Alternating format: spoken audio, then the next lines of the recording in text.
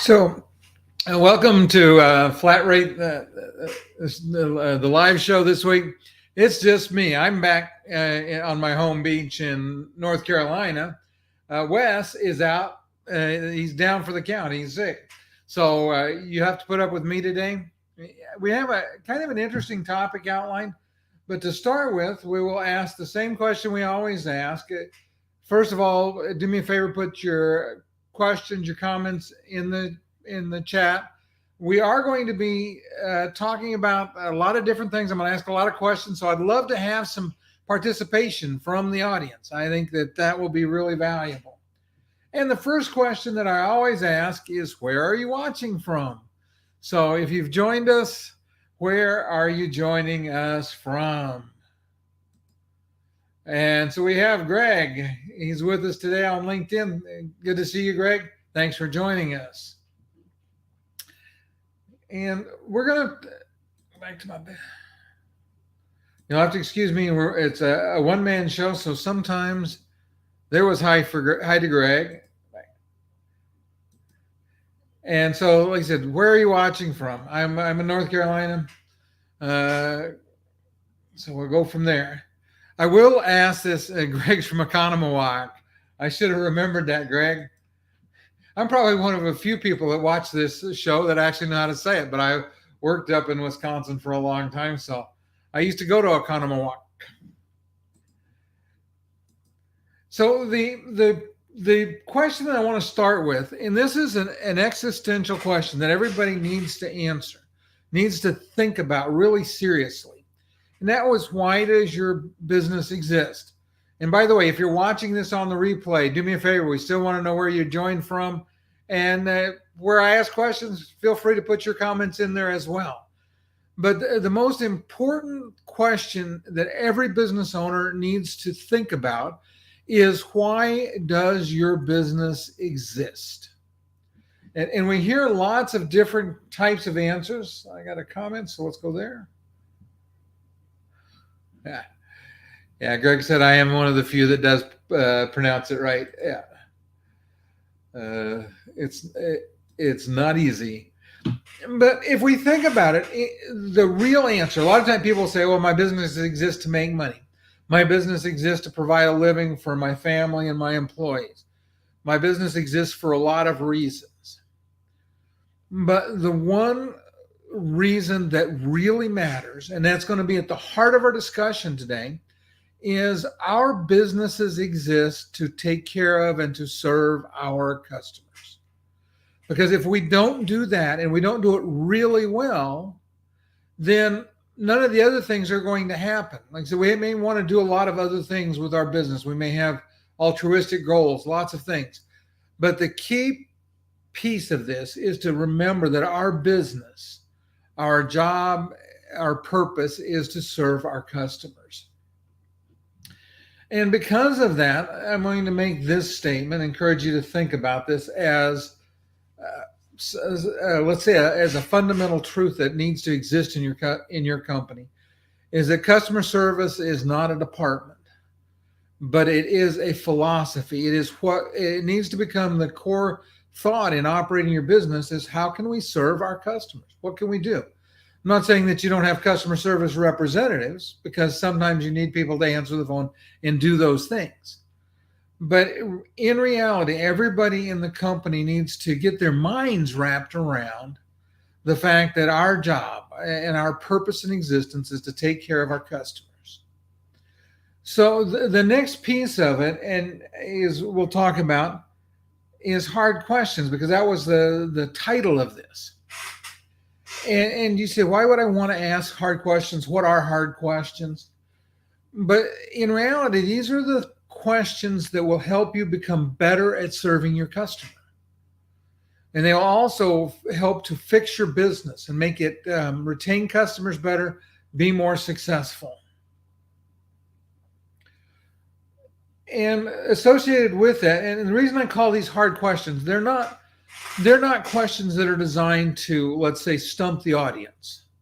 We're not trying to ask them questions they can't answer. That's not the kind of hard question. But these questions are hard because they give us information we may not want to hear. I teach this as part of my service management class. And in reality, a lot of times when dealers do surveys, they craft questions that it's easy to give the customers for the customers to give them a really good score.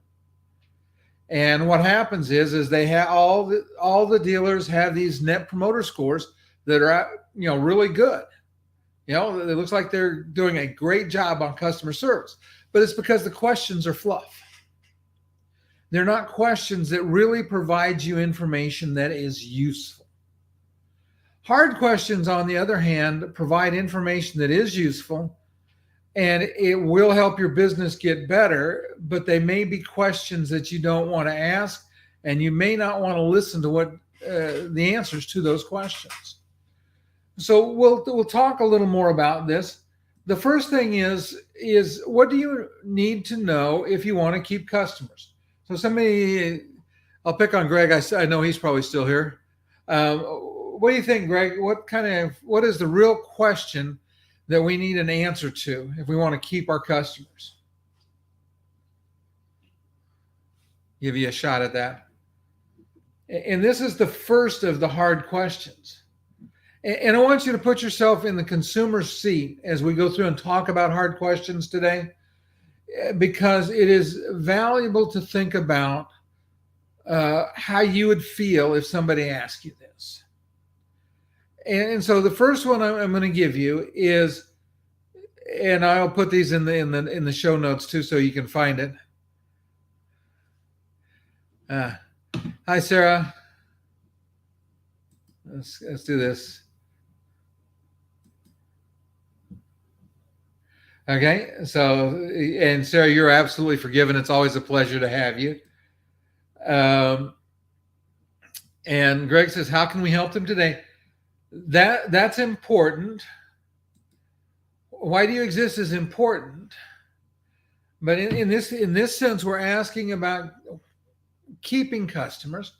So the real question we need to know the answer to, and I'm going to break it into two pieces. They're related. The first one is, why do your customers leave you? Because if you think about that question, if you knew why every customer had ever left you, could you make your business better? If you think about the impact that would have if you could fix every reason that a customer ever left you, imagine what that would do to your customer retention. And I'm going to share a way to find that information in a little bit.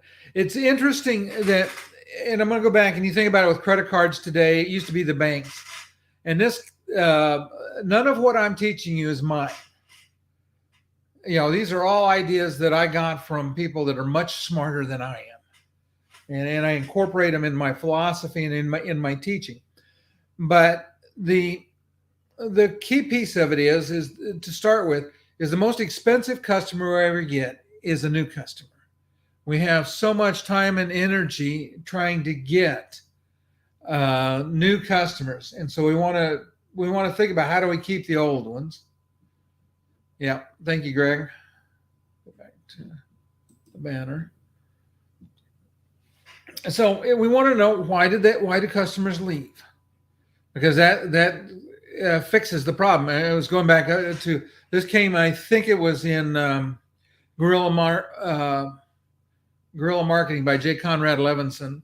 But he was talking about the fact that back in the day when that book was written, and that would have been in the early 90s, that banks were giving away stuff to get new customers all the time. They gave away toasters and all kinds of things. We see it in the credit card world today. Credit cards give away thousands and thousands and thousands of points to get people to come sign up. And in fact, there's a real business. There's an individual that makes his living helping people understand how to do that. But the key piece of it is that if we get lots of customers in, and we're fishing with an open net, so to speak, they come in, they go out. We talk about it as churn rate. We're not really accomplishing anything. We don't get growth from bringing in new customers while we're losing customers at the rate of acquisition. So understanding why customers leave lets us start to close the net, so to speak, so that we bring customers in, but they stay. And that is a key piece of how we become successful. And so another question that's very much associated with that is, and this is the question that is a hard question, and that is, what do your customers not like about doing business with your company? Now, most of us have probably not asked our customers that question. And the only way we're going to find the real answers to that is to ask customers. And I'll share a process in a minute. But there are some other questions I wanted to talk about first. So let's find that. Associated with it, if you want to know how to close more sales, you need to get the answer to this question. Why aren't you closing sales? And again, these are questions that are hard questions, but you need to ask them very carefully, and we'll talk about that. And the last question I'm going to give you is, what do you need to know to grow your business with your existing customers? You need to know what they need, right? So I'm going to give you a process to first of all answer a couple of these questions, and then we'll work through this. But the first piece of it is this process. And most businesses, in our industry at least, have what you would call lunch and learns. And in most cases, the lunch and learn is where you invite customers in so that you can tell them about your new products and all of the things that you can do for them. I'm going to suggest that we flip the dialogue. And again, this is not my idea. This came from one of the most successful luxury car dealers in the world. And for those of you that are anywhere in the South and Southeast, you'll know Carl Sewell, or Sewell Cadillac, Sewell Lexus, Sewell Mercedes. This gentleman has built a business. And his philosophy, and I'll share this with you, his philosophy is customers for life. And I encourage and I teach my service managers that is the philosophy they want to operate their departments on, is you want to build the system so that you can keep customers for life, so that you have growth rather than just churn. Like I said, churn doesn't help anybody. And one of the things that he does is he brings in a group of customers. And his suggestion, and I love this, and I shared it in my service management class, is you bring in customers that love to do business with you, and you bring in your gripey, fussy customers. And the process I'm going to give you, it needs to be done exactly this way. He brings them in and feeds them lunch. And that's what I would encourage, because that gives them a reason to come in. And you could do the same thing on Zoom, send them lunch to their office. But here's what you want to do, and here's how you want that conversation to go, is you ask this question. He says, what is it that you don't like about doing business with us? What are the things that we don't do as well as you wish we could? And then as the owner or the manager that brought them in, your job is to sit there quietly and take notes. It's not to explain why you do what you do. It's not to justify. It's not to refute, rebut. Your job is to take notes and listen. In fact, what I would encourage you to do is if you don't know what this term means, I would Google it, but you want to actively listen to your customers. And like I said, you want to take notes. And when they stop talking, you say this. You say, and what else? And you take more notes. And you say, and what else? Till they don't have anything else. And when it's done, you say, I appreciate the feedback. And we will evaluate to see how we can get better in these areas. And you say it and you mean it. Because they've just told you the things that your company does that are irritating, that are difficult for them, that make you a challenge to do business with. If you can get those out of the customer's way, guess what? They're going to want to do more business with you. They're going to like doing business with you better. They're going to see more value in doing business with you. They are less likely to leave you for a mill. All of those things. And I think that is one of the most valuable things that you can do. And I think it is the least utilized tool in our industry that I've ever seen. When I started doing what I did back in El Paso in the 90s, I was doing remanufactured toner cartridges and selling supplies. And every customer I had that talked about their existing dealer hated doing business with them. They hated their copier dealer. They just didn't have any choice. They didn't see they had a choice. I grew a business giving them a choice. And this book, Customers for Life, was one of the first books that I read about customer service. And it's a core philosophy that has served me well when I worked for all the manufacturers I worked for, when I was service manager, when I owned my dealership. All of those things, in all of those positions, that philosophy served me well. So I encourage you to think about it. Now, so let's go to the why customers leave you. Because some of it will have come up in this discussion, in this reverse lunch and learn. But there will be people that leave that you may not have asked. And so I'm going to encourage you to think about having this conversation, and it needs to be the owner. And I would say it should be the owner every time. But this is the conversation you have. You say, John, I know you guys have made a decision to leave our company, and I respect your decision. I'm not calling to change your mind. I respect it. I wish you really well. But I do have one favor to ask from you. I really need to know how we failed to care for you as a company. Because I want our company to get better. And the only way I can get better is if I have an honest answer about why people leave us. Would you mind sharing that with me? And again, you have to be sincere. And this is not about rebutting. Again, not about trying to change their mind. Accept their decision. Make sure they know you've accepted their decision. Because it's by doing that that it will let you start to get answers. Got a comment here. We have a Facebook user that liked my point.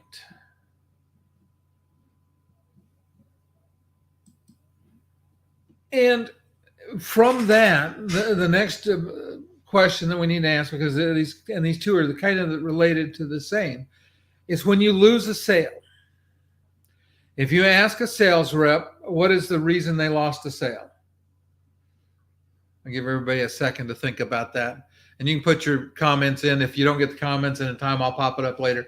But in all of my experience, every time we lost a sale, and every time I heard a sales rep tell me why, or tell a dealer why they lost a sale, it was service was too high, service wasn't good, or the price was too high. But it was never about the salesman. It was never about the process. It was always somebody else's fault.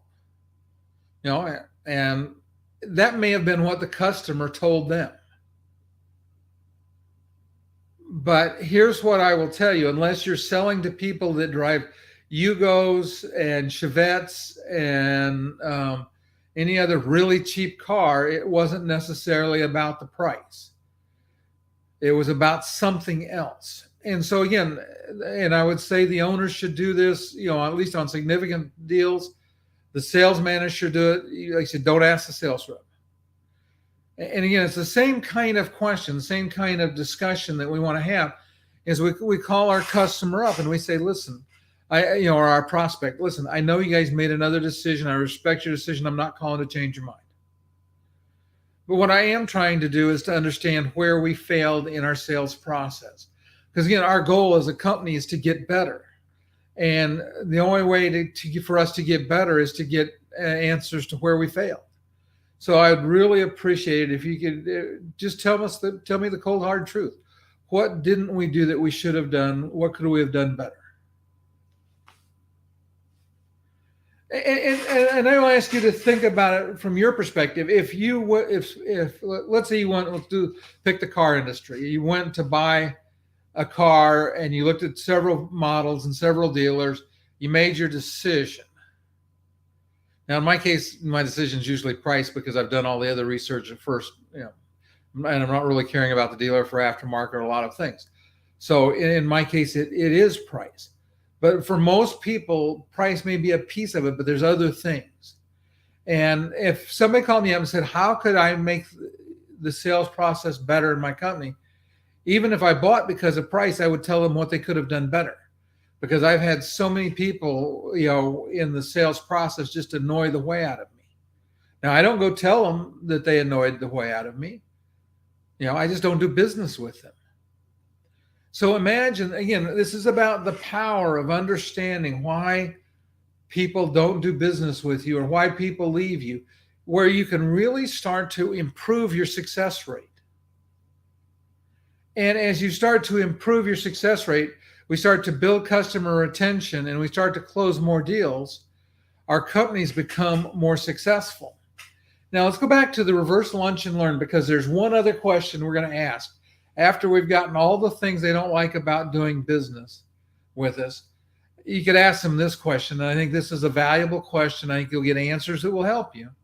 And that is, what other products, what other technology that might be related to the things we do are causing you pain and you wish you had a better solution for? Now, if your customer answers the question, again, you've given them no reason not to answer the question. Think about what they've done is they've told you what they want to buy from you. Now, how useful would it be to know all the things that every customer of yours might want to buy from you? Seems like that would be useful information from my perspective, at least. So, and again, I would think about making this an ongoing process and invite different customers. Don't invite the same customers. And a key part of it, and I'll go back to why you want to invite the gripey customers, is that first of all, the gripey customers are griping because they have problems with your company. So you want some of those. And when you put them in a room with your happy customers, it's not that your happy customers are going to make the gripey customers change their mind. What's going to happen instead is the gripey customers will say something, and one of your happy customers will say, you know what, this could be better too. Now, they might never tell you that, but when they hear somebody else say something about, ways that you could get better, they might have some ideas on how you could get better. Yeah, I'm going to share this with, let's share Greg's comment here. Yes, and it's a huge piece of a business review.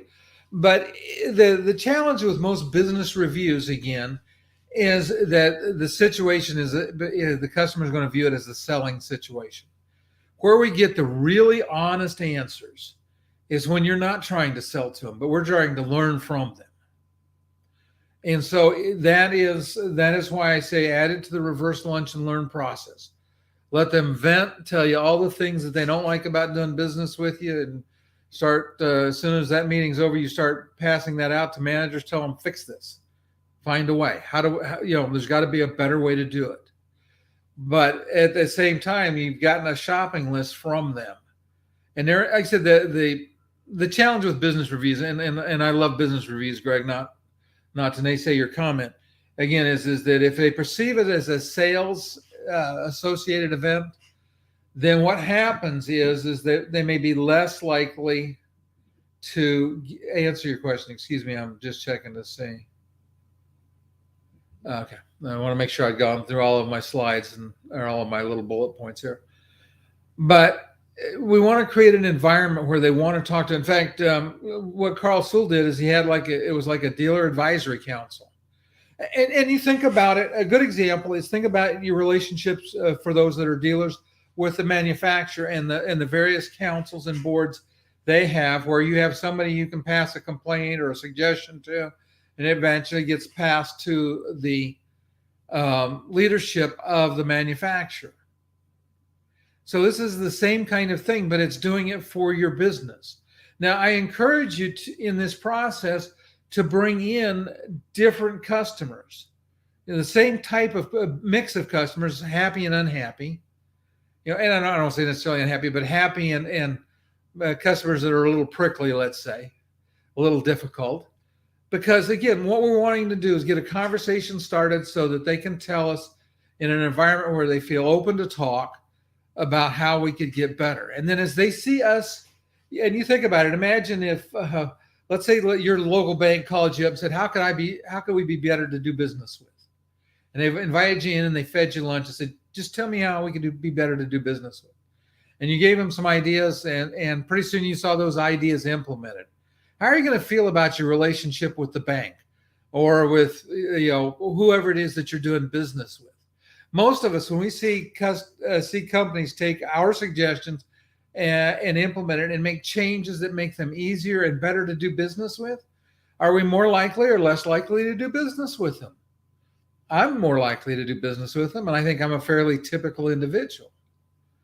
And the companies that are hard to do business with and are not receptive to the suggestions that they get and are making no effort to get better are companies that we're less likely to do business with. We're more likely to leave them because they're not interested in becoming better.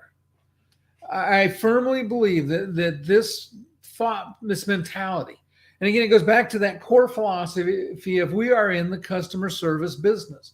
No matter what we sell, no matter what we do, we are in the business of serving our customers. And the more central that philosophy can become in your company, in your business, and the way you deal with your customers, the more successful you will be as a business person. I firmly believe that. We're going to be a little short tonight. I didn't go quite half an hour, but I'm done. I appreciate the comments. I appreciate people being here for the show. What I would say is, if you haven't gone to Flat Rate World, I would encourage you to do so. And there is a sign-up page. You can sign up there free to get access to all the past recordings of the show. There's a lot of other content that we're creating and putting up there. If you just go to Flat Rate World, that's for an end user facing, but there'll be a sign in up at the top. If you're not a member, all you got to do is give us your email and create a login is basically all you got to do. So I would encourage everybody to do that. And hopefully next week, Wes will be back. Hopefully he's recovered. He's sick. Like I said, I am gimped up. Hopefully next week I will be back to normal, and we'll see everybody then. Thanks for watching.